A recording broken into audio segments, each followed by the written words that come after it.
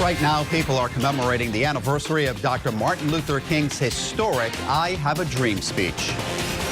We hold these truths to be self-evident, that all men are created equal.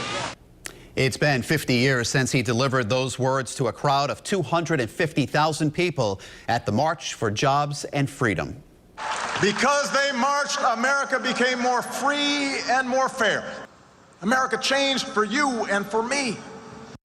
Nearly 100 Rhode Islanders are celebrating that change and calling for continued progress today in Providence. Eyewitness News reporter Mara Kennedy is there. She's live in the capital city. That's right, Mike. From where I am, feet away from where I am, generations of families first gathered on the Martin Luther King Jr. Bridge. Before they started marching, they were sharing stories about where they were when Dr. King gave his I Have a Dream speech and how far they've come. Mayor Angel Taveras leads dozens of people in a march through downtown Providence to remember Martin Luther King Jr. and the March on Washington that happened 50 years ago. He had a dream that all the little girls and little boys could go to school together and blacks could have rights.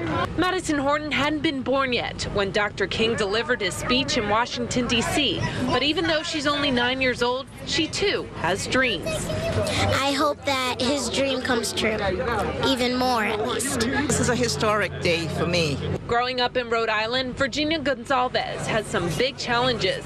She was the only black student in her class at Salve Regina and the first black teacher at Middletown High School. I don't mind being the only one because I figured, well, if I'm there, people are seeing me and my voice is being heard. Gonzalez's teaching job kept her from seeing King's speech in person. Patty January was only 10 years old at the time and living in the South, where she says she saw civil rights change for the better. I was excited about being able to be a part of something that commemorated the 50th anniversary. The marchers went throughout downtown Providence, and they also went to URI building where they're hearing about 8 speakers at this very moment. We'll have more on Eyewitness News at 10 and 11 o'clock tonight. Reporting live with the Providence Mobile Newsroom, Mara Kennedy, Eyewitness News.